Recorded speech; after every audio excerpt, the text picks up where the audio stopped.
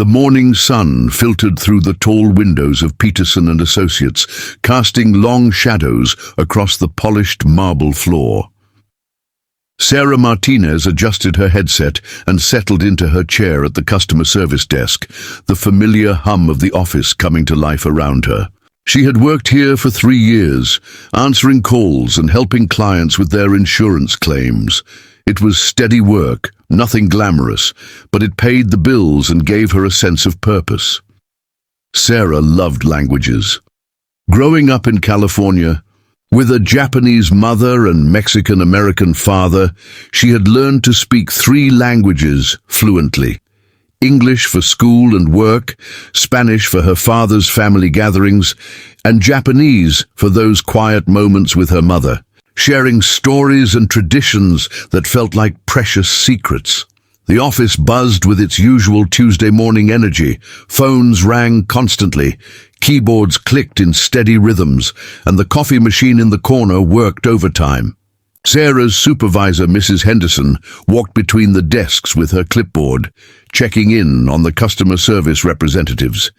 She was a stern woman with grey hair pulled back tightly and glasses that seemed to magnify her disapproving glances.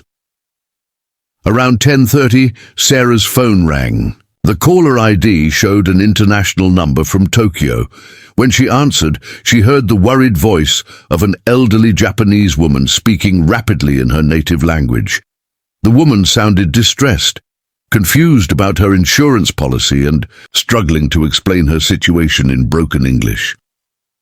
Sarah glanced around the office. Mrs. Henderson was across the room, discussing something intensely with another supervisor. The elderly woman on the phone was becoming more upset, her voice shaking as she tried to switch between Japanese and English, clearly frustrated by the language barrier. Without hesitation, Sarah began speaking to her in fluent Japanese.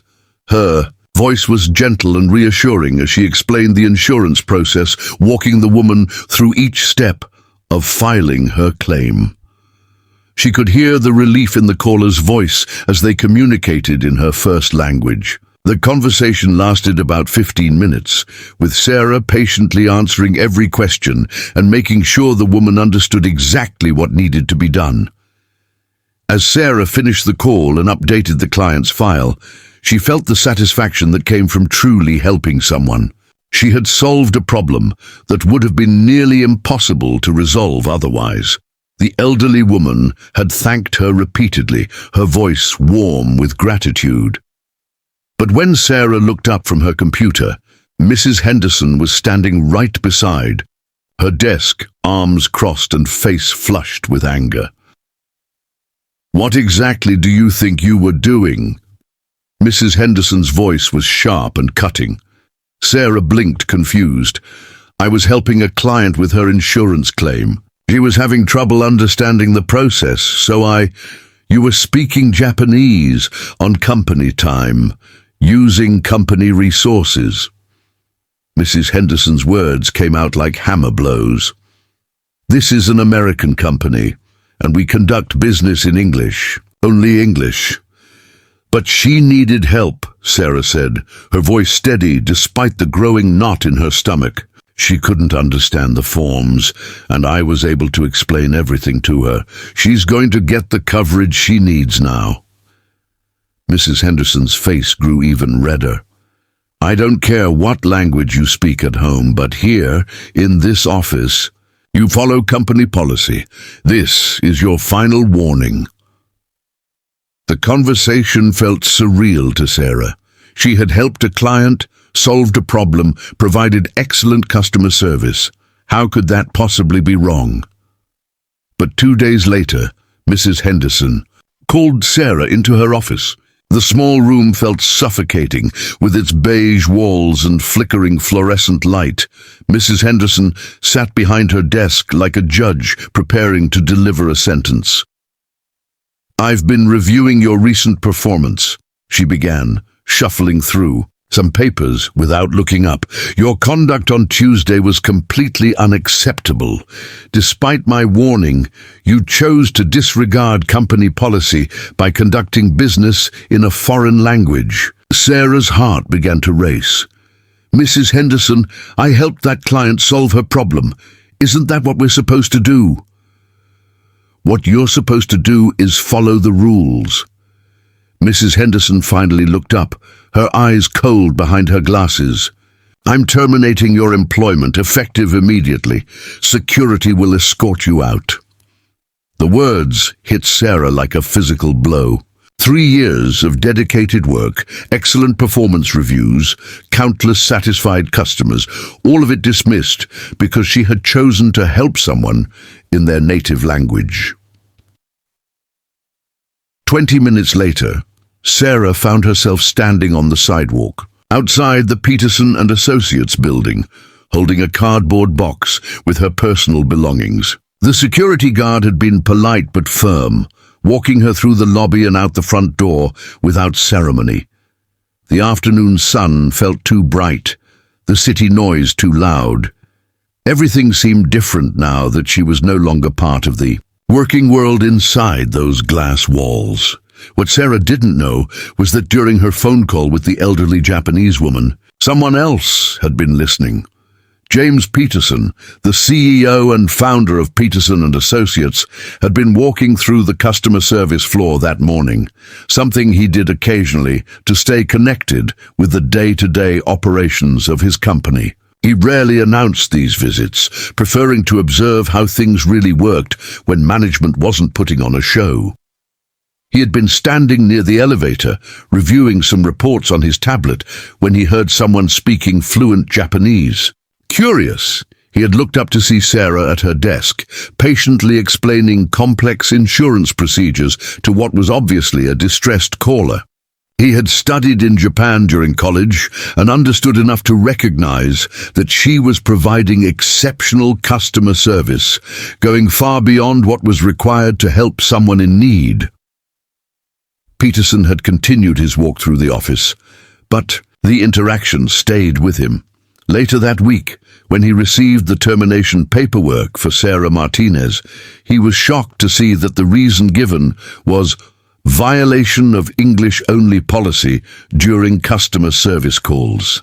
He called Mrs. Henderson into his office immediately.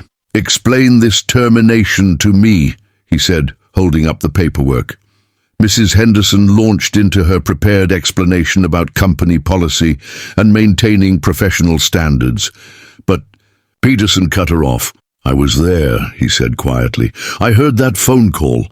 That employee provided the best customer service I've witnessed in years. She helped a client who would have otherwise been unable to access our services."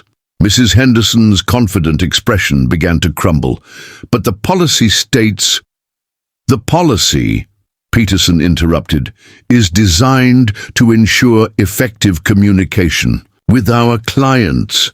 What I saw was exactly that, effective communication that solved a problem and satisfied a customer.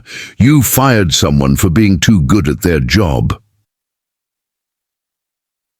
The next morning, Sarah was at her kitchen table with her laptop, searching job websites and trying to figure out how to explain her sudden unemployment to potential employers. Her phone rang, showing the main number for Peterson and Associates.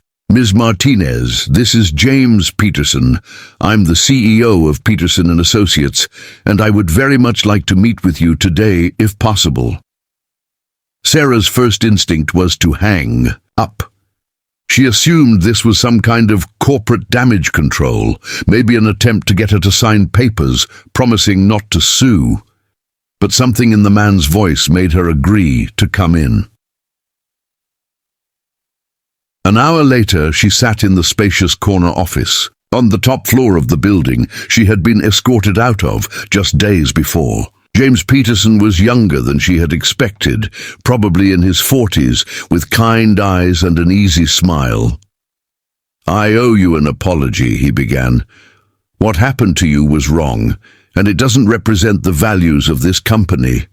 I heard your phone call on Tuesday. You provided exceptional customer service, and you were fired for it." Sarah wasn't sure what to say. She had prepared for confrontation, not kindness. Peterson continued, "I'd like to offer you your job back, with a promotion and a raise. I'm also creating a new position, Director of Multicultural Client Services. We have clients who speak dozens of different languages, and they deserve the same level of service that English-speaking clients receive." Sarah felt tears building in her eyes. What about Mrs. Henderson? Mrs. Henderson is no longer with the company.